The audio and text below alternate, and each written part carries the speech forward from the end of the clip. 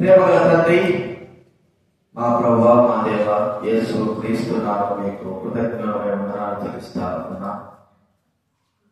ఈ ఉదయకాల సమయంలో రెండవ శనివారం దినంలో మొదటి శనివారం దినంలో ఈ నెలలో కలిగి ఉండడానికి చూడటం ప్రవాస ప్రార్థన కలిగి ఉండడం చూడటం ఈ నెల మొదలుకొని డిసెంబర్ మాసంలో కూడా ఎక్కడ పుట్టుబడుకోకుండా తండ్రి ఈ ఉపవాస ప్రార్థన జరగడానికి సహాయం చేయడానికి తండ్రి మా సంఘానికి కావాల్సింది ప్రార్థన ప్రభు.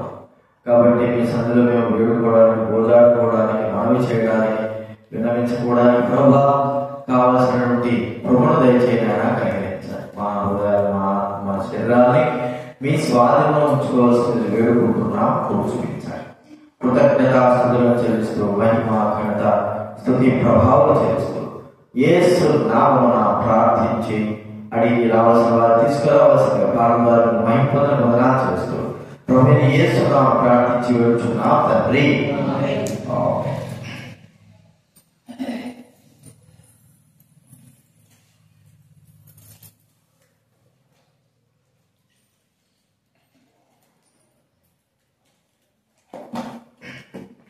దైవ గ్రంథంలో నుండి మాటలను చూసుకుందాం. ప్రభు గురించాలి. కొంత సమయం మనము వాక్యం చూసుకున్న తర్వాత ఉపశమన ప్రార్థన గడుపుతాం. రోమా రాసిన పత్రిక 8వ అధ్యాయం, రోమీయులకు రాసినటువంటి పత్రిక 8వ అధ్యాయం 27వ వచనము 34వ వచనం అందరం కూడా చదువుకుందాం. రోమీయులకు రాసిన పత్రిక 8వ అధ్యాయం 27వ వచనము 34వ వచనం అందరూ కూడా కలిసి చదువుకుందాం. మరియు హృదయములను పరిశోధించేవాడు ఆత్మ యొక్క మనసు ఏదో ఎరువును ఏలనగా ఆయన దేవుని చిత్త ప్రకారం పరిశుద్ధుల కొరకు విజ్ఞాపనం చేయుచున్నాడు. 34వ వచనం శిక్ష విధించేవాడు చనిపోయిన యేసుక్రీస్తే, అంతేకాదు మృతులలో లేచిన వాడును దేవుని కృపాసనంలో ఉన్నవాడును మన కొరకు విజ్ఞాపనము కూడా చేయవాడును ఆయనే. ఈ భూలోకంలో యేసుక్రీస్తు వారు జన్మించిన తర్వాత ఆయన 33 సంవత్సరంలో మరి ఎక్కువగా ప్రజల కొరకు ప్రార్థన చేసిన వాడుగా, వారి కొరకై విజ్ఞాపన చేసిన వారు చూస్తున్నాం. మనం వారిని చెప్పుకోవాలంటే విజ్ఞాపనకర్త ప్రభువైన దేవుడు మన కొరకై, మన నిమిత్తమై తండ్రిని దేవుని విజ్ఞాపన చేయడానికి వచ్చినటువంటి మధ్యవర్తి రాయబారి. ఆ ప్రభువైన దేవుడు భూలోకంలో మన కొరకై ప్రార్థన చేస్తున్నాడు. పరలోకం వెళ్ళిన తండ్రి కృపాసనం కూర్చొని కూడా అక్కడ గురించి కూడా ఆయన మన కొరకై ప్రార్థన చేస్తున్నాడు.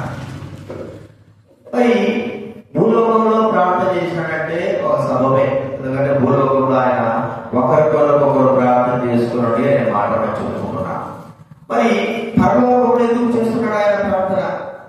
పరలోకంలో తండ్రి కృపాసనం కూర్చొని పరిశుద్ధుల కొరకై విజ్ఞాపన ఎందుకు చేస్తున్నాడు? పరిశుద్ధుల కొరకై. కాలం చాలా చెడ్డది. ఈ కాలంలో పరిశుద్ధమైన మనము దారి తప్పే వారంగా, నశించిపోయే వారంగా, తప్పిపోయే వారంగా సమయాలు ఎన్నో ఉన్నాయి. విశ్వాసమును కాపాడుకోలేకుండా విశ్వాసమును కనుగొనునా అనేటువంటి మనం చూస్తా ఉన్నాం. కాబట్టి దినములు చెడ్డవి. కాబట్టి మన జీవితంలో నష్టపోయేటువంటి స్థితి కలిగిన వారంగా ఉంటాం.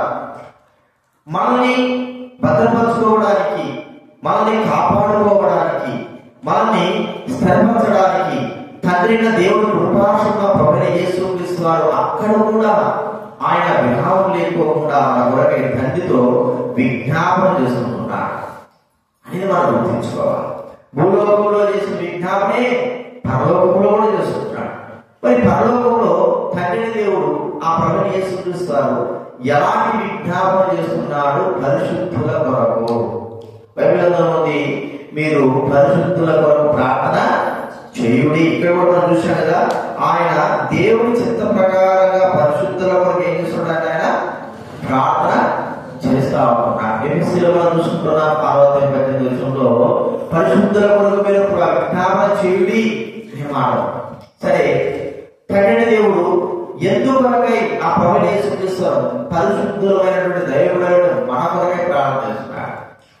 గ్రంథంలో ఒక్కొక్క విషయం, ఒక 4 విషయాలు మనం చూసుకున్నాం. ఆయన యొక్క ప్రార్థన ఏ విధంగా ఉంది, ఆయన ప్రార్థన చేయడం ద్వారా మనకు కలిగేటువంటి లాభం ఏమిటి, పరిస్థితి చూడండి. లూకా రాసిన సువార్త 13వ అధ్యాయం. లూకా రాసిన సువార్త 13వ అధ్యాయం 8వ వచనం దయచేసి మనందరం కూడా చదువుకుందా. లూకా రాసిన సువార్త 13వ అధ్యాయం 8వ వచనం అందరూ చూడాలి. అయితే వాడు, అయ్యా నేను దాని చుట్టూ త్రవ్వి ఎరువు వేయబట్టుకు ఈ సంవత్సరము కూడా ఉండనిమ్మో. ఈయన ఉపమానం బాగా తెలుసు. మరి అంజూరు చెట్టు ఉపమానం గురించి, అక్కడ ఉన్నటువంటి తోటమాల గురించి, తోట యజమానుడు మన తండ్రి దేవుడు, తోటమాలి అనగా తోటలో పనిచేసేటువంటి వ్యక్తి ప్రభువైన యేసుక్రీస్తు వారికి గుర్తుగా ఉన్నాడు. తోట యజమానుడు మరి నాటేటువంటి అంజూరు చెట్టు ద్రాక్ష తోటలో మధ్యలో ఉన్నది. అది కాపు మరి ఆకులున్నాయి కానీ కాపు లేకపోకుండా 3 సంవత్సరములు అది మరి ఆ యజమానుడికి చూస్తున్నాడు కానీ దానివల్ల ఫలితం లేకుండా పోతా. 1 సంవత్సరం చూశాడు, సరే ఈ సంవత్సరం కాదు రేపు సంవత్సరం పరిస్థితులే. మరి 2వ సంవత్సరం చూశాడు, ఈ సంవత్సరం కాక మరో సంవత్సరం పరిస్థితులు అంటున్నాడు. 3వ సంవత్సరం కూడా చూసినాడు, 3వ సంవత్సరం కూడా ఫలాలు లేకుండా అలాగే. ఇక తండ్రి దేవుడు ఆ యజమానికి కోపం వచ్చి తోటమాలున్నాడు, దీన్ని కొట్టే అంటే ఆ తోటమాలన్నాడు, అయ్యా ఈ 7 మాత్రం ఉన్నది, దీని చుట్టూ తోతాను, ఎరువు వేస్తాను, యథాప్రకారంగా ముందులాగా నేను ఎరువు వేస్తాను, చుట్టూ తోడుతాను, రాళ్ళు నేరేస్తాను, మంచిగా చక్కగా నిలబడతాను. ఒకవేళ ఫలించిందా సరే, లేకపోతే దాన్ని నేనేం చేస్తాను, కొట్టివేస్తాను, న్యాయ ప్రకారంగానే చేస్తాను. ఇప్పుడు ఈ యొక్క ఉపమానం యొక్క భావం ఆలోచిస్తే మన జీవితంలో గత సంవత్సరంలో ఫలాలు లేకున్నటువంటి జీవితం, గత సంవత్సరంలో మనం ఫలాలు ఫలించలేని వారంగా ఉంటూ వచ్చాం. తండ్రి దేవుడు మనం చూసినప్పుడు మనము ఎలా ఉన్నామంటే కేవలము ఆకులు కలిగిన వారంగా, ఫలాలు లేనటువంటి అంజూరు చెట్టు వలె మనం ఉంటున్నాం. ప్రభువు మనల్ని నాటినాడు అనేది మనం గుర్తించుకోవాలి. ఆయన ఏం చేశాడు, నా తండ్రి నాటని ప్రతి మొక్క తెల్లగింపబడును. ప్రభు దేవుడు ఏం చేశాడు, మనల్ని నాటాడు. ఎందుకు? తన కొరకై. మన బైబిల్ చూసుకుంటే మీరు తన కొరకై ఏర్పరుస్తున్నాడు, మీరు వెళ్ళి ఫలించుటను మీ ఫలం నిలిచుటను ఆయన మిమ్మల్ని ఏర్పరచుకొనెను అనే మాట. కాబట్టి తన కొరకై ఏర్పరచుకున్నాడు, తన కొరకై. మరి తన ద్రాక్ష తోటలో, తన యొక్క వనములో, తన సంఘంలో మనల్ని నాటినాడు. అయితే నాటినటువంటి ఈ యొక్క చెట్టు వలన, అంజూరు చెట్టు అయినటువంటి మన వలన ఆ యొక్క యజమానుడైన తండ్రి దేవునికి ఎటువంటి లాభం లేదు. సంవత్సరాలు జరిగిపోతా ఉంటున్నాయి. సంవత్సరాలు జరిగిపోతుంటే తండ్రి దేవుని యొక్క ఉగ్రత ఉంది. ఆయన మరి ఏం చూసాడంటే 3 సంవత్సరాలు చూశాడు, ఇక తప్పుకోలేకపోయినాడు. ఆయన ఏమంటున్నాడంటే తోటమాతో కొట్టేసే అవసరం లేదు, ఈ చెట్టు మరి నాకు ఉపయోగపడలేటువంటి చెట్టుగా ఉంటా ఉంది, దీనికి ఎంతో మరి ఎంతగా దీనికి మేలు చేస్తున్నప్పుడు, ఎంతగా దీనికి ఎరువు వేస్తున్నప్పుడు, ఎంతగా దీనికి దీని కొరకే ఖర్చు పెడుతున్నప్పటికీ దీని వలన ఎటువంటి ప్రయోజనం లేకపోతా ఉంది. కాబట్టి ఈ చెట్టుని ఏం చేయాలన్నాడు, కొట్టివేయి. అయితే ప్రియమైన వారుగా మరి తోటమాలి విజ్ఞాపన ఎలా ఉంది మనం ఒకసారి గుర్తిస్తే, అయ్యా ఈ ఒక్కసారి ఈ 7 మాత్రమే, ఈ సంవత్సరం మాత్రమే, సంవత్సరం అంటే 365 రోజులు, ఈ సంవత్సరం అంతా కూడా ఉంచు. ఈ సంవత్సరంలో నేనేం చేస్తానంటే చుట్టూ తవ్వుతాను, చెట్టుకు కావాల్సిన ఎరువు, ఆ బలము కలిగి నేను వేస్తాను, నీళ్లు పడతాను, దానికి కాపు కాసేటట్టుగా జాగ్రత్తగా నేను చేస్తాను. ఇది ఇన్ని చేసినప్పటికీ ఫలించకపోతే నేను దాన్ని ఏం చేస్తాను, న్యాయ ప్రకారమే కొట్టేస్తాను. కాబట్టి ఆ మాట ప్రకారంగానే తండ్రి దేవుడు మనల్ని గత సంవత్సరంలో ఉంచాడు. గత సంవత్సరంలో ఫలింపు లేని మన జీవితాలను ఒకసారి గుర్తించుకుంటే వ్యక్తిగతంగా ప్రియమైన వారా, ప్రభు కొరకై ప్రభు నాటిన మొక్కలమైన మనము, అంజూరు చెట్టులమైన మనము ప్రభువుకు ఫలించలేని జీవితం కలిగిన వారుగా వచ్చాం. గత సంవత్సరం అంతా కూడా దేవుడు మన ద్వారా ఏదైనా ఫలాలు ఉన్నాయని చూస్తే ఒక్క ఫలము కూడా మన దగ్గర నుంచి రావట్లేదు. కాబట్టి చూశాడు. ఆయన చివరి దినాల్లో అన్నాడేమో, ఈ చెట్టు ఎందుకు వదిలేసి చెట్టును కొట్టివేసే అన్నట్టుగా. గత దినాల్లో ఫలాలు ఫలించినా ఫలించకపోయినా ఎంతో మంది ఈ లోకం విడిచి వెళ్ళిపోయినా, అయితే తిరిగి యేసు క్రీస్తు కృప బట్టి ఆయన యొక్క ప్రార్థన బట్టి తండ్రిని దేవుని దగ్గర ప్రార్థన చేశాడేమో, అయ్యా ఈ ఒక్కసారి ఈ యొక్క హెబ్రోను సహవాసంలో విడుదలైన వారిని, హత్తునూరాలు ఉన్న వారిని ఒక్కసారి నీవు మరి వదిలివేసి ఈ ఒక్కసారి నేను వారికి సమయం ఇస్తాను. వారు వ్యక్తిగతంగా ఫలించినారా సరే, లేకపోతే నేనే చర్య తీసుకుంటాను. ఈ ఒక్కసారి అనేటువంటి మాట మనం చూస్తా ఉన్నాం. ఈ ఒక్కసారి దేవుడు ఈ ఒక్కసారి మనల్ని వదిలిపెట్టు. ఎందుకంటే గత సంవత్సరంలో మరి ఫలించలేకపోయినా, నాటబడినాము కానీ ఎన్నో దేవుడు మన ఆత్మ సంబంధంగా ఎన్నో మేలు చేశాడు కానీ, ఎన్నో అవసరం తీర్చారు కానీ, దేవుని అవసరం తీర్చలేని, దేవుడు కొరకే ఫలించలేని ఒక చెట్టుగా మనం చేయబడాలి. కాబట్టి మనం ఒకసారి గుర్తించుకోవాలా, ప్రభు మన కొరకే విజ్ఞాపన చేస్తున్నాడు. మనం ప్రార్థించాలి, ప్రభా క్షమింపమని వేడుకోవాలి. ప్రభా నిజమే ప్రభా, గత సంవత్సరం నేను ఫలించలేకపోయా నా జీవితంలో ప్రభు అన్నాడు. మరి చూడండి మత్తయి సువార్తలో యేసుక్రీస్తు వారు చెప్పిన మాట కూడా అదే. చూడండి మత్తయి సువార్త 3వ అధ్యాయం, మత్తయి సువార్త 3వ అధ్యాయం, అబ్రహాం అది బాప్తిస్మం యోహాను చెప్పిన మాట చూద్దాము. 3వ అధ్యాయము 10వ వచనం, 3వ అధ్యాయం 10వ వచనం చదువుతాం. ఇప్పుడే గొడ్డలి చెట్ల వేరున ఉంచబడి ఉన్నది కనుక మంచి ఫలము ఫలింపని ప్రతి చెట్టును నరకబడి అగ్నిలో వేయబడును. మంచి ఫలము ఫలింపని ప్రతి చెట్టు నరకబడి అగ్నిలో వేయబడును.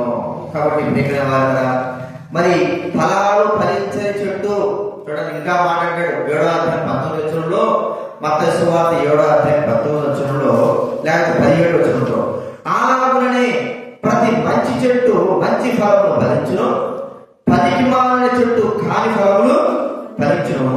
మంచి చెట్టున కాని ఫలములు ఫలింపనేరవు, పనికిమాలిన చెట్టున మంచి ఫలములు ఫలింపనేరవు. మంచి ఫలములు ఫలింపని ప్రతి చెట్టు నరకబడి అగ్నిలో వేయబడును. మీరు వారి ఫలముల వల్ల వారిని ఎందుకంటే మంచి చెట్టు మంచి ఫలాలు ఫలించే చెట్టుని, మా కాని ఫలాలు ఫలించే పనికి మాలిన ఫలాలు ఫలించే చెట్టు కూడా ఉంది. అంటే ఒకవేళ ఈ రెండు కాకుండా అసలు ఫలాలు ఫలించని చెట్టుగానే ఉండేటువంటి స్థితి కలిగిన వారంగా ఉంటున్నాం. మనము దేవుడు మనల్ని గుర్తించేది ఏంటంటే మంచి ఫలాలు ఫలించారా, గత సంవత్సరంలో వ్యక్తిగతంగా ఫలించలేదా, సరే చట్ట ఫలాలు ఫలించారా, ఒకవేళ మంచి ఫలాలు ఫలించకపోతే పర్వాలేదు, ఒకవేళ లేకపోయినా చట్ట ఫలాలు ఫలించారు. అయితే ఇక అసలు ఆ ఫలాలు కూడా ఫలించలేని వారుగా ఉంటున్నారు. ప్రియమైన వారు కదా, దేవుడికి ఇష్టమైంది ఏంటంటే మంచి ఫలాలు ఫలించాలి. ఇప్పుడు గత సంవత్సరంలో మంచి ఫలాలు మనం ఫలించలేకపోయినామేమో, మన జీవితంలో దేవుని సంతోషపెట్టలేకపోయినామేమో, దేవుడు ఆశించిన రీతిలో మన జీవితం ఉండలేకపోయిందేమో, దేవుడు ఆశించిన రీతిలో ఆ సంవత్సరం గత సంవత్సరం 2024 మనం గడిపినామేమో, ఆ దేవుడి కార్యాల విషయంలో అన్నిటి విషయంలో దేవుడికి దూరమైపోయినామేమో. ఒక్కసారి మనం గుర్తించుకుందాం, ప్రభు దగ్గర క్షమాపణ కోరుకుందాం. మన కొరకు ముందుగానే దేవుడు మన కొరకే క్షమాపణ ఆయన క్షమించమని తండ్రి దేవుడికి యేసుక్రీస్తు వారు విజ్ఞాపన చేస్తా ఉంటున్నాడు. క్షమించు ప్రభువా అని మన కొరకే విజ్ఞాపన. ఎందుకు ఆయన విజ్ఞాపన చేస్తున్నాడంటే వీరు నీవు ఆశించిన రీతిలో వీరు ఫలములు ఫలించలేదు, నీవు ఆశించిన రీతిలో ఈ ఫలాలు వారి జీవితంలో లేవు. కాబట్టి తండ్రి వారిని క్షమించు. నిమిన వారు చట్ట వేరుగా గొడ్డలు ఉంచబడిన రీతిలో మన పక్షాన ఉంచబడలేదు. లేకపోతే అసలుకే పట్టబడినటువంటి చెట్టును కొట్టివేసినటువంటి ఆ స్థితిలో మనం ఉండలేదు. కాబట్టి దేవుడు స్తుతించి, ప్రభువా నా యొక్క అజ్ఞానం బట్టి, నా జీవిత మూర్ఖత్వాన్ని బట్టి, నేను మీకు అవిధేయత చూపించిన దాన్ని బట్టి నీవు చెట్ల మీద నా బట్టలు ఉంచలేదు ప్రభువా. కాబట్టి ఒకవేళ నీవు కానీ ఉంచుంటే నేను ఎప్పుడో నశించిపోయేవాడను ప్రభువా.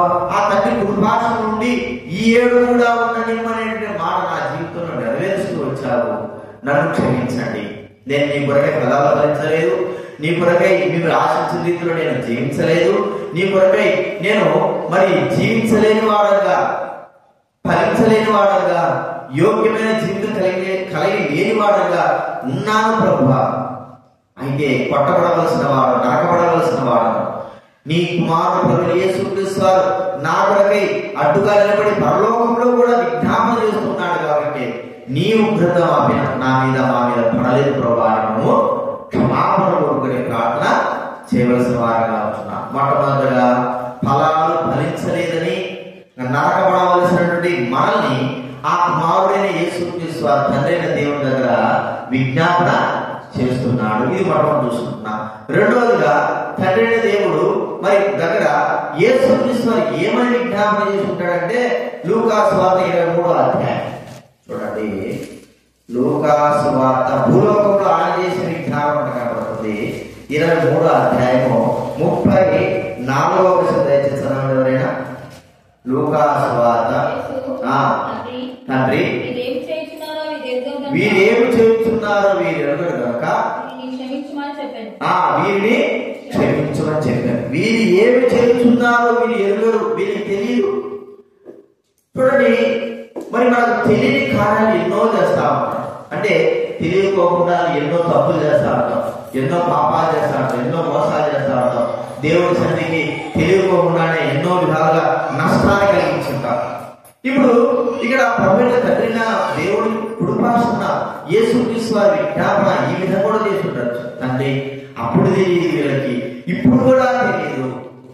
తెలియక చేసిన తప్పులు ఒకసారి గుర్తించుకోరండి. తెలియక దేవుని సంఘ విషయమై, దైవ కార్యాల విషయమై చేసిన తప్పుని ఒకసారి గుర్తించుకోండి. చూడండి, మాట మనకు గలతీ పత్రిక గలతీ పత్రిక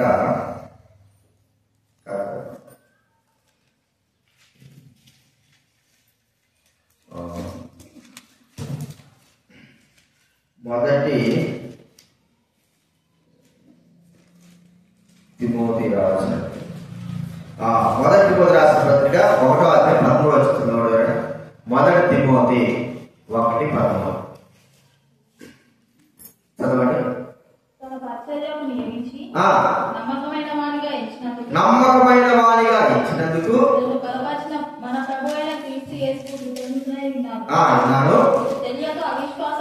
తెలియక అవిశ్వాసము వలన చేసింది కనుక కనికరింపబడింది. తెలియక అవిశ్వాసం వలన అపోస్తలుడైన పౌలు సంఘ విషయమై ఎంతటి తెలియక అవిశ్వాసం పని ఘోరమైన పని చేశాడు మన వారు. అపోస్తలుల 9వ అధ్యాయంలో కూడా 2 అధ్యాయాలు కూడా ఎంతో నష్టాన్ని కలుగజేశాడు. ప్రజలను బాధ పెట్టాడు, హింసించినాడు, సంఘాన్ని బాధ పెట్టాడు. మనం చూస్తే ఇదంతా కూడా తెలియక చేసినటువంటి అవిశ్వాసంతో చేసిన పనులు. కాబట్టి కనికరింపబడి ప్రభువైన యేసుక్రీస్తు ద్వారా క్షమింపబడి తాను రక్షింపబడిన వాడుగా చూస్తా ఉంటున్నాం. మన విషయమైతే తెలిసి చేసిన తప్పులు ఇక్కడ మన విషయమైతే తెలిసి చేసిన తప్పు మనం తెలిసి చేస్తూ వచ్చాం. ఎన్నో విషయాలు కూడా తెలిసి తెలియదు కాదు, ఎవరికి తెలియదని చెప్పుకోవడం కాదు, నాకేమి తెలుసు అనేటువంటి మాట కాదు. అందరికి తెలిసే చేసుకుంటున్నారు. అజ్ఞానం ఏం కారణం, చెందే తెలుసుకోలేనంత అవివేకం కారణం. కొంతైనా సరే తెలిసినటువంటి వారమే మనం, కొంతైనా సరే. కాబట్టి తెలియక మనము చేసిన తప్పులు కాదు, కానీ తెలిసి చేసిన తప్పులు ఏమేమి చేస్తుంటాం చెప్పండి. సంబంధమైన విషయాల్లో, దైవికమైన క్రమం విషయాలు, దైవికంగా నడుచుకునే విషయాల్లో, దేవుడికి భయపడే విషయాల్లో, ఇంకా దేవుడికి దేవుడికి సంబంధించిన వాటి విషయాల్లో తెలియక కాదు కానీ తెలిసే మనకు చేసిన తప్పులు. మన బాధ్యతలు అననీయ సభ్యురాలు వారు తెలిసే తప్పు చేశారు, తెలిసే తప్పు చేశారు. అయితే మరి వారు చనిపోయినారు. ప్రియమైన వాళ్ళరా, ఈ దినాల్లో మనం కూడా తెలిసే తప్పు చేసుకుంటున్నాం. ఇది తప్పు కదా అంటే అది తప్పని తెలిసే చేసుకుంటున్నాం. ఇది చేయకూడదు కదా వ్యక్తిగతంగా మన జీవితంలో ఏదైతే చేయకూడదు కదా దైవికంగా అంటే అది తెలిసే చేసుకుంటున్నాం. అయితే మనం తెలిసి చేసినప్పటికీ కూడా ప్రభువైన దేవుడు కుమారుడైన యేసుక్రీస్తు వారు పరలోకంలో నుండి మరి చేస్తున్న ప్రార్థన ఏంటంటే, తండ్రి మీరు తెలియకనే చేస్తున్నారు. భూలోకంలో యేసుక్రీస్తు వారు సెలవులో వేలాడేటప్పుడు చెప్తున్న మాటనే, తండ్రి మీరు ఏం చేస్తున్నారు మీరు ఎరుగరు. పరలోకంలో మన విషయమై పరిస్థితుల విషయమై చేస్తున్నాం. పరలోకంలో ఉన్న ప్రార్థన కూడా అదే, తండ్రి మీరు ఏం చేస్తున్నారు వీరికి తెలియదు. ఒకవేళ తెలిసి తప్పు చేసినా తెలియక తప్పు చేసినా తండ్రి మీరు క్షమించు. ప్రియమైన వాళ్ళరా, ప్రభువైన యేసుక్రీస్తు వారే మన విషయమై అంత బాధ్యత వహించి మన తప్పుల విషయమై క్షమించని వేడుకుంటే మన తప్పుల విషయమై మనం ఇంకెంత బాధ్యతగా మనం ప్రార్థన చేసుకోవాలి. మనం చేసిన తప్పుల విషయంలో మనం ఇంకెంతగా క్షమాపణ కోరుకోవాలి, ఇంకెంతగా ప్రభు సన్నిధిలో మనం వేడుకోవాలి. అంటే మనం గుర్తించుకోవాలా, ప్రభు దగ్గర క్షమాపణ ఉంది, క్షమించబడాలి. ఒకవేళ క్షమాపణ లేకపోకుండా మనం అలాగే తప్పు చేస్తా ఉంటే, అలాగే నడుస్తా ఉంటే, మనలో తప్పు లేదు అని గ్రహించినట్టుగా మనం ముందుకు కొనసాగితే మనం ఎంతో నష్టపరచబడతాం. నాలో పాపం లేదు అని చెప్పుకున్నవాడు దేవుణ్ణి మరి తప్పుగా అంటే దేవుణ్ణి తప్పు చేసింది, దేవుడు అబద్ధికుడని నిరూపిస్తుంటున్నాడు. చూడండి, మొదటి యోహాను రాసిన పత్రిక 1వ అధ్యాయం 10వ వచనం. మొదటి యోహాను రాసిన పత్రిక 1వ అధ్యాయము, మొదటి యోహాను రాసిన పత్రిక 1వ అధ్యాయం 10వ వచనం. ఆయనను అబద్ధికుడిగా చేయవాడవదము. ఆయన వాక్యములో నేనే తప్పు చేయలేదు అని అనుకుంటే ఆయన అబద్ధికుడిగా చేసిన వారు అవుతాం. ప్రియమైన వారు కదా, మనం తప్పు చేసిన వాస్తవము, మనుషులు కనపడకుండా చేసిన వాస్తవము, మనుషులు గ్రహింపు లేకుండా చేసిన వాస్తవమే. అది ఏ తప్పైనా కావచ్చు, చిన్నది కావచ్చు, పెద్దది కావచ్చు. అయితే తప్పు చేయకూడదని మనకు తెలిసి కూడా కొన్ని సందర్భాలు కావాల్సింది చేస్తాం, కొన్ని సందర్భాలు తెలియకుండా చేస్తాం. పలు విషయాలు పలు రీతిలో మనం తప్పు చేశామని మనం ఒప్పుకొని పెరాల్సి. అయితే మన విషయమై మనకంటేనే ముందు శిక్ష పడకుడిపే, మనకంటేనే ముందు ప్రభువైన దేవుడు ప్రభువైన యేసుక్రీస్తు తండ్రి కృపాసనం నుండి మన క్షమాపణ కొరకు, మనల్ని విడుదల కొరకు, విమోచన కొరకు తండ్రిని దేవుడు శిక్షించకోకుండా ఆయన కొరకై మన కొరకై ఆ ప్రభువైన యేసుక్రీస్తు వారు విజ్ఞాపన చేస్తున్నాడు. రెండవదిగా మనము ఏ తెలిసి చేసిన తప్పులు, తెలియకుండా చేసిన తప్పులు, దైవికంగా దేవుడి కార్యాల్లో చేసిన విషయాల కొరకై మనం ప్రార్థన చేయవలసిన వారంగా ఉంటున్నాం. క్షమించు ప్రభా, క్షమించున్నా, ఈ విషయం చేశాను, ఈ విషయం చేశాను, ఈ క్రమంలో నడుచుకోలేకపోయినాను, అక్రమంగా నడుచుకుంటున్నాను, దైవికంగా నడుచుకోలేకపోతున్నాను, దేవుడి విషయాలు నేను ఎంతో నిర్లక్ష్య స్వభావం ఉంటున్నాను, దైవ వాక్య విషయంలో, దైవ కార్య విషయంలో నిర్లక్ష్య స్వభావం ఉంటున్నాను, ఇవన్నీ కూడా తెలిసే చేస్తున్నాను, ఒక్కోసారి తెలియకుండా చేస్తుంటున్నాను, నన్ను క్షమించండి, నన్ను క్షమించు ప్రభా అని మనం ప్రార్థించవలసిన వారంగా ఉంటున్నాం. కాబట్టి మనం క్షమాపణ కోరుకోవాలి. మొట్టమొదటి మనం చూసుకుంటున్నాం, చెప్పండి, ఈ ఏడు కూడా ఉండని. మనం ఫలించలేకపోయినా, అభివృద్ధి లేకపోయినా, గత సంవత్సరం అంతా కూడా దేవుడు 365 రోజులు మనకు ఆయుష్ను, ఆరోగ్యాన్ని, సమస్తాన్ని ఇచ్చినప్పటికీ ఎటువంటి ఫలం లేదు. ఆయన మన కొరకై చేయవలసిన కార్యాలన్నీ కూడా చేశాడు. చుట్టూ తవ్వాడు, ఎరువు వేశాడు, నీళ్లు పట్టాడు. 3 సంవత్సరాలు అదే పని. అయితే 3 సంవత్సరాలు కూడా ఫలం లేకపోవడం అనేది అది మన దురదృష్టం, మన యొక్క మన నష్టకరం, మనమే తప్పు చేస్తున్నాం. అందుకే ఈ ఏడు కూడా ఉండని. యజమాని తండ్రి దేవుడైతే ఏమంటున్నాడు, కొట్టే అంటున్నాడు. యేసుక్రీస్తు అంటున్నాడు, మన జీవితాలు ఇంకా ఈ ఏడు కూడా ఉండని అంటున్నాడు. రెండవది మనం చూసుకుంటున్నా, తెలియక చేసిన తప్పులు, తెలిసి చేసిన తప్పులు భూలోకంలో ప్రభువైన యేసుక్రీస్తు వారు మరణించేటప్పుడు అన్నాడు, మీరు తెలియజేస్తున్నారు తండ్రి క్షమించున్న ప్రార్థనే పరలోకంలో కూడా ఆయన బిడ్డలమైన మన విషయమే చేస్తున్నాడు.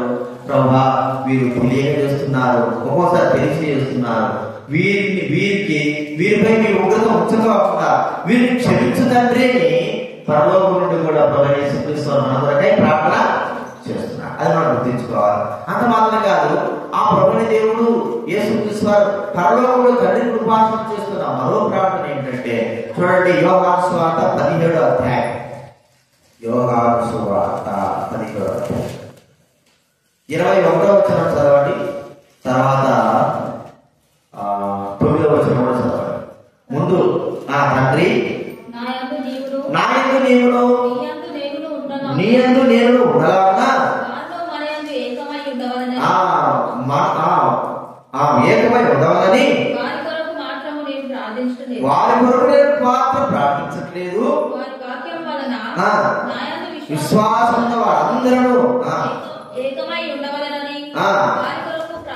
వారి కొరకును ప్రార్థిస్తున్నా. 9వ వచనం, నేను వారి కొరకు ప్రార్థన చేయుచున్నాను, లోకం కొరకు ప్రార్థన చేయట్లేదు. నీవు నాకు అనుగ్రహించి ఉన్నవాడు నీ వారైనందున వారి వరకే ప్రార్థన చేయించున్నాను. ఎందుకు? మనము ఆయనతో ఏకం కావడానికి కొరకై, ఆయన వారముగా ఉండడానికి కొరకై. మనము ఈ భూలోకంలో రక్షింపబడిన తర్వాత దేవుని బిడ్డలు అనేటువంటి ముద్ర మన జీవితాల్లో దేవుడు వేశాడు.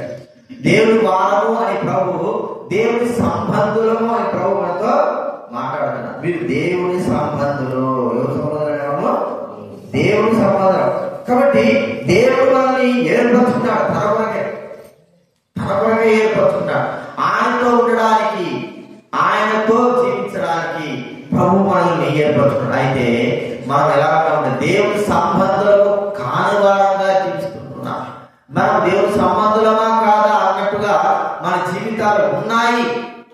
ఒకసారి మనం గుర్తించుకుందాం. ప్రభు మనతో మాట్లాడుతున్నాడు. మనము దేవుని సంబంధంగా జీవిస్తున్నామా? మనం లోక సంబంధంగా జీవిస్తున్నామా? ప్రభు పరలోకం నుంచి విజ్ఞాపన చేస్తున్నాడు. దేవుని సంబంధులు వీరు, దేవుని ప్రతిష్ఠిత జనము. అయితే మనం అలాగా కనబడడం లేదు. మనం అలా కనబడలా కూతురుకున్నాం అంటే ద్వంద్వ జీవితం.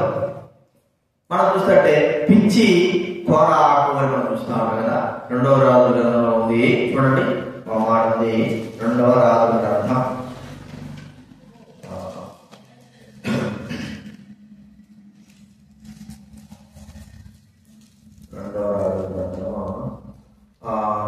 4వ అధ్యాయం 39 వచ్చింది కాబట్టి 2వ రాజు 4:39.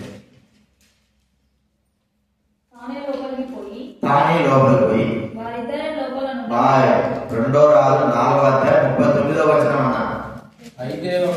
అయితే ఒకడు కూరాకు ఏరుటకు పొలంలోకి పోయి చూచి దాని గుణమెరుగక ఒడి నిండా కోసుకొని వచ్చి పూర్వంలో వేశాడు. ఎలాంటిదంటే కూరాకు కోసుకుపోయినాడు. వెర్రి ద్రాక్ష చెట్టు అంటే ఆ చెట్టు తింటే ఏమవుతుంది? మనుషులకి వెర్రి పడుతుందేమో. లేకపోతే మాటది విషము అనేటువంటి చెట్టు. చూడండి, ఇది ఎట్లా ఉంది? మనం చూస్తా ఉంటే ఆకులో కలిసిపోయింది. ఆకు కూడా ఎలా ఉందంటే ద్రాక్ష చెట్టు ఆకులే ఉంది. బాగా గమనిస్తేనే కానీ అది వెర్రి ద్రాక్ష చెట్టు కాదు అని మనము తెలుసుకోవాలి. కాబట్టి మన జీవితాలు ఎలా ఉన్నాయి? మనం కూడా మరి లోకంలో ఎలా ఉన్నామంటే దేవుని వారముగా, దేవుని సంబంధులుగా ఉండాలి. కానీ చూస్తే మనం ఎలా ఉండాలంటే లోక సంబంధులుగా కనబడతా ఉంటున్నాం. మన ప్రత్యేకత పోయింది. మన యొక్క జీవితము మరి మార్చబడిన రీతిలో ఉంటుంది. ప్రత్యేకంగా ఉన్న వారంగా కనబడలేకపోతున్నాం. లోకంలో మరి ఈ వ్యక్తి చూడగానే ఈ వ్యక్తి దైవ సంబంధమైన వ్యక్తిని గుర్తించలేకపోవడం. ఒకవేళ మన దగ్గర ఉన్న వారు లోకస్తులైతే ఎవరు గుర్తించలేరు. దైవబిడ్డలుగా మనం మనతో పాటు తిరుగుతున్న మనం కూడా ఒకరిని వీరి దైవ లక్షణాలు మనలో ఉన్నాయా? ఒకవేళ ఇతరులు కూడా అవసరం లేదు, కానీ మనలో దైవ లక్షణాలు ఇతరులకు కనబడుతున్నాయని మనం గుర్తించలేని వారంగా ఉంటున్నాం. అంటే కారణం ఏంటంటే మనము దేవుని సంబంధమా లోక సంబంధమా అనేటువంటి తేడా మనలో కనబడతా ఉంది. అనుమానం, ఒకరికొకరికి అనుమానం వస్తా ఉంటారు. ఒకరికొకరు రావాల్సిన అవసరం లేదు. మనకు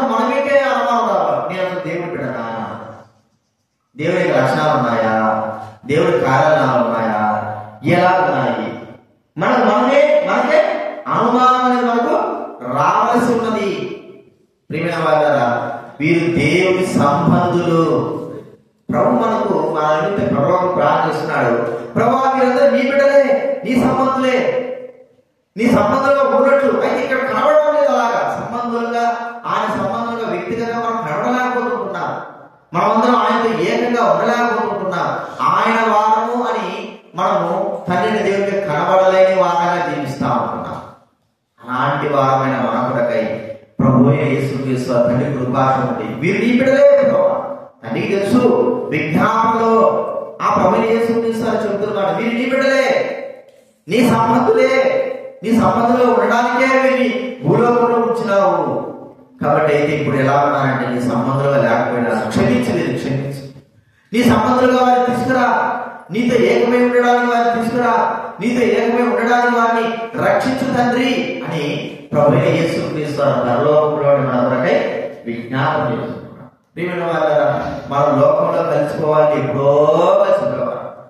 సగం అటు సగం ఇటు ఉండడం ప్రాముఖ్యం కాదు, కానీ లోకంలో ఎప్పుడో కలిసిపోవాలి. ఎప్పుడైతే మనము మరి దైవబిడ్డలుగా ఉంటూ లోక సంబంధంగా తీర్చబడుతూ ఉంటున్నాం, ప్రభు యేసుక్రీస్తు మన కొరకు విజ్ఞాపన చేస్తున్నాడు. తండ్రిని దేవుడు మనల్ని స్థిరపరచాలి, బలపరచాలని, వారిని మనందరం కూడా దేవుడు తన సంబంధులుగా చేసుకోవడానికి కొరకై ఆ తండ్రిని దేవుడికి అధికారం, అర్హత, యోగ్యత, శక్తి ఉంది. కాబట్టి తండ్రిని దేవుడు ప్రార్థిస్తున్నాడు. ఎవరంటే, తండ్రి వీరు నీ సంబంధులుగా ఉండాలి.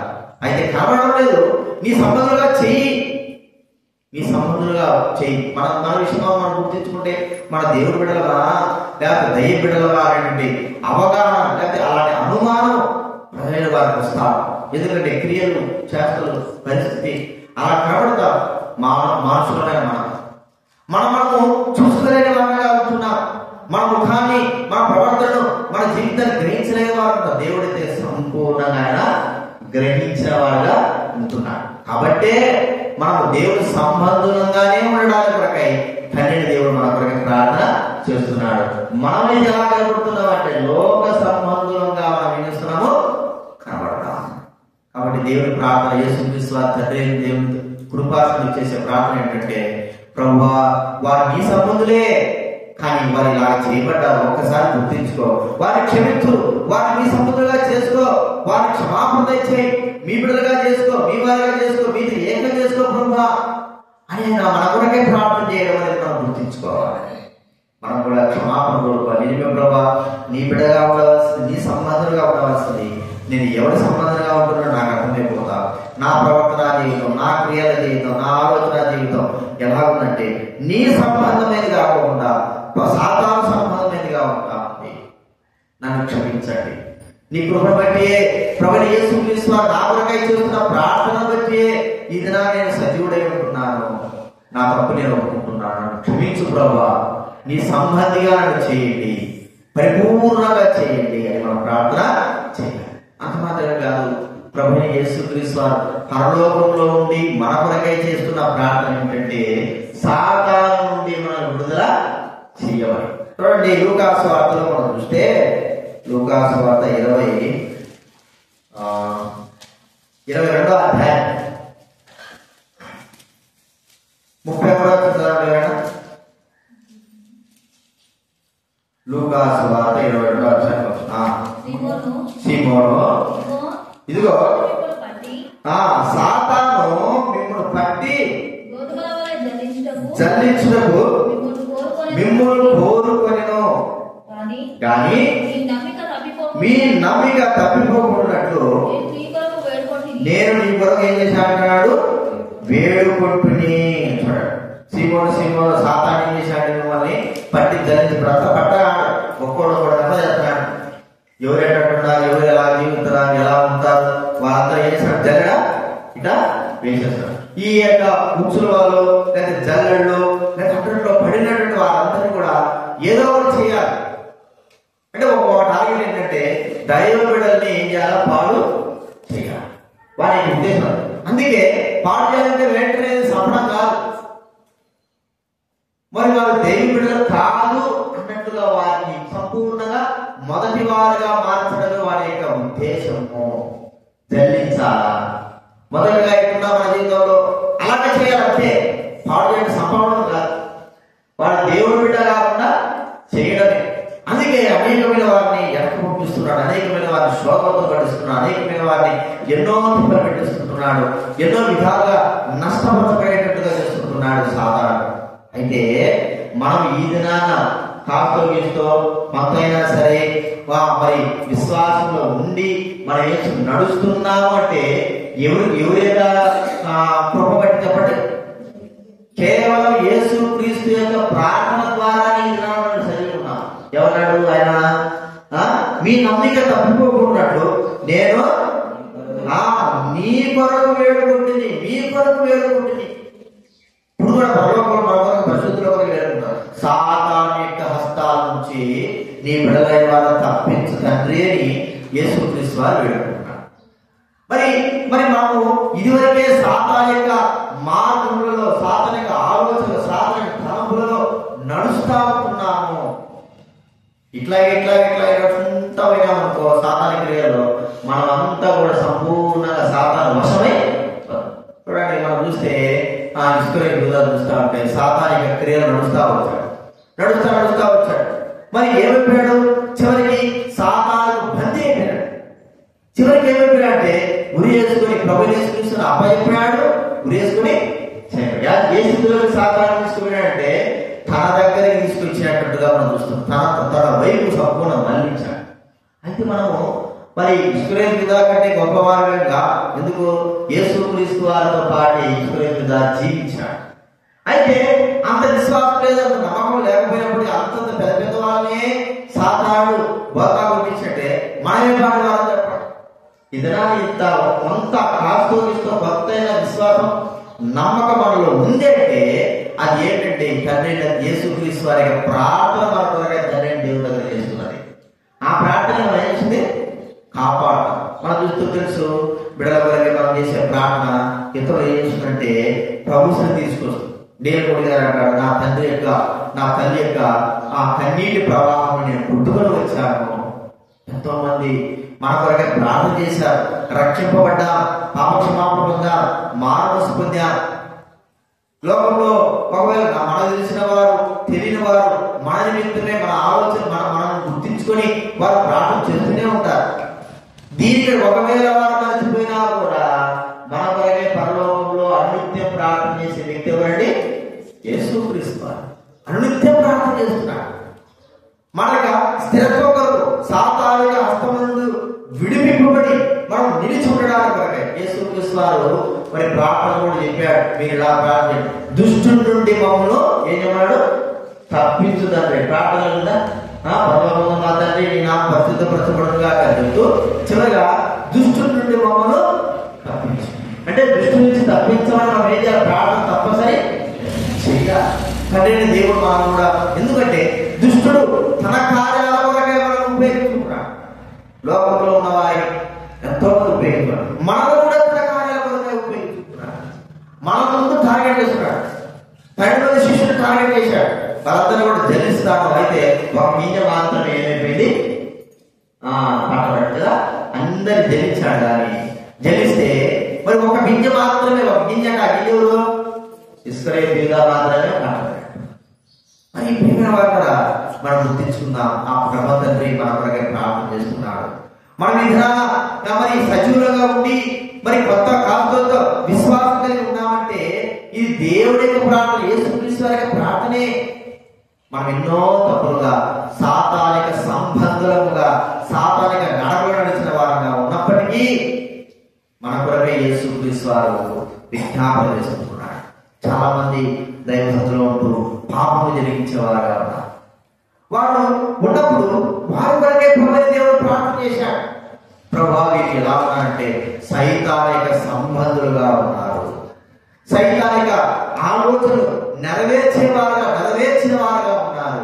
అయితే వీరిని క్షమించుతారు. పరలోకంలో నుండి ప్రభు యేసుక్రీస్తు వారి ప్రార్థన తండ్రి అయిన దేవుని దగ్గర వినబడతా ఉంది, వీరిని క్షమించు.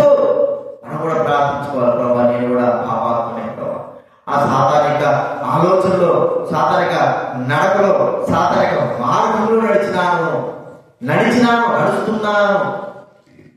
క్షమించండి. మీరు నా వరకే ప్రార్థన చేయకపోయి ఉంటే ఈ దినానికి ఎప్పుడో నేను లోకం కలిసిపోయేవాడు, ఎప్పుడో నేను సాతాను వశం చేసుకునేవాడు, ఎప్పుడో నేను నశించిపోయేవాడు. ఎంతో మంది నశించిపోయారు సాతాను యొక్క ఆ కపట హస్తాలలో, తప్పించుకోలేక. అయితే ఈ దినాన్ని నేను తప్పించుకున్నాను, ఈ దినాన్ని ఇలా ఉన్నాను, సజీవుడుగా ఉన్నాను, నేను రక్షింపబడ్డానంటే కేవలం మీ ప్రార్థనే. ప్రభువా నన్ను క్షమించండి అని మనం ప్రార్థించుకోవాల్సిన వారంగా ఉంటున్నా. నాలుగవదిగా మనము దుష్టుల నుండి కాపాడడం ప్రార్థన. మొదటి ఏం చెప్పండి, ఈ సంవత్సరం కూడా ఉండని అంటే మనం ప్రకటించడం ఆయన గొప్పతనం. ఎందుకు అంటే మనం ఫలించలేకపోయినాము అనేది మనము గుర్తించుకోవాలి. ఫలించలేకపోతే ఏం చేయబడాలి? కొట్టబడాలి, నరకబడాలి. కాబట్టి అయితే తండ్రిని దేవుడు ప్రభుత్వాడు ఈ సంవత్సరం కూడా ఉండని అని ప్రార్థన చేసినాడు. రెండవ ఏం చూసుకొచ్చారండి, ఏం చూసా? వీరికి ఏమీ తెలియదు, ఏమి పరసంబంధంగా మనం అక్రమంగా ఈ దైవ సేవ క్రమ విషయంలో అక్రమంగా నడుస్తూ ఏమని దైవులను చెప్పుకుంటూ అనేకమైన దేవుడికి అవిధేయత స్వభావంతో దేవుడి బాధ పెట్టేటువంటి జీవితమే జీవిస్తూ వచ్చారు. మనం తెలిసి చేస్తూ, కొంతమంది తెలిసి చేస్తున్నారు, కొంతమంది తెలివి చేస్తున్నారు. కాబట్టి దానికి శిక్ష ఉంది. అయితే ప్రభువు యేసుక్రీస్తు వారు మన నిమిత్తమై ఆ పరలోకంలో వేడుకుంటున్నాడు. వీరికి ఏం తెలియదు, ఆయన ఆత్మీయంగా కూడా ఏం తెలియదు, తెలియకుండా చేసుకుంటున్నారు. వీరిని క్షమించు ప్రభువా అని ఆ తండ్రి మనల్ని, ఆ ప్రభువు యేసుక్రీస్తు వారు తండ్రి దగ్గర చేసిన ప్రార్థనే ఈ దినాలను ఇలా సజీవంగా ఉంటున్నాం. మూడోది చూసుకొచ్చి చెప్పండి, ఏకంగా ఆయనతో ఉండాలి. అయితే ఆయన సంబంధులుగా ఉండాలంటే మనం ఆయన సంబంధంగా కనబడలేకపోతున్నాం. ఆయన సంబంధంలో కాదు అర్థం కాని పరిస్థితి మన జీవితం ఉంది. అయితే ప్రభువు దేవుడు ప్రార్థించారు, ప్రభు వీరిని సంబంధంగా చేసుకో, నీ బిడ్డలుగా చేసుకో, వీరు ఇలా ఉన్నారు, వీరు ఇలాంటి స్థితి కలిగిన వారిగా ఉన్నారు, వీరు నిజమైన వారిగా మీ సంబంధులుగా చేసుకో ప్రభు అని మనల్ని మన కొరకే ప్రార్థన చేస్తున్నాడు యేసుక్రీస్తు. నిజమే, మనం దైవ సంబంధులు కానీ అలా కనబడుతున్నామా? దైవ సంబంధులుగా లేకపోతున్నాం. ప్రభు మన కొరకే ప్రార్థన చేస్తున్నాడు. మనం దైవ సంబంధులుగా ఉండేవారంగా ఉండునట్లు కూడా ఆయన తన కృప మనకు అనుగ్రహించేవాడుగా చూస్తా ఉంటాం. చివరిగా ఏం చూస్తున్నాడు చెప్పండి, దుష్టుల నుండి తప్పించు ప్రభు. దుష్టుడు మనల్ని ఎంతో మంది పట్టుకుంటాడు, ఎంతో మంది నశించిపోయినారు కూడా దుష్టుడు వాళ్ళలాగా తీసుకోలేదు కదా. ఇంకా చెప్పలేదు, ఓ వందల మంది. అయితే దుష్టుడు బాగా కూడా పట్టుకుంటాడు, చేపలు వేసాడు.